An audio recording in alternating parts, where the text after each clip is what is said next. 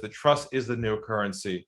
We're seeing it here in this group as you all connect together. And I believe in terms of taking that concept of selling, of trust, into the sales process, it will become what drives your business in the new year. And I want to share with you what I think are three big levers, three big truths as we begin today that I picked up over the last couple of years. And the first big truth is this one, is that your ideal clients, your prospects in your sales process, they care a lot less about your solution.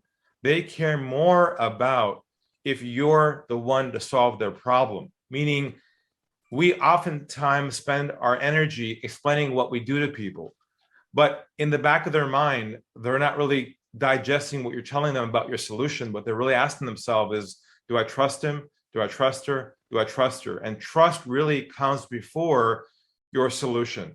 And we'll break that down today step by step to understand what I mean by the psychology of that. The second big truth is that you don't need to have a pre-existing relationship with someone to create trust and make the sale.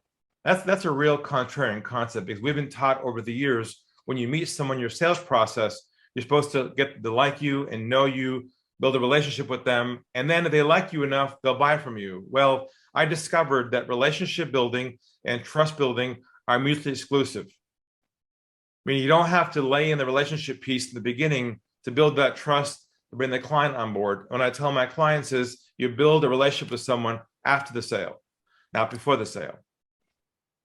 And I'll tell you more about that later on in this talk, which might kind of make you think a little different than what you're doing now.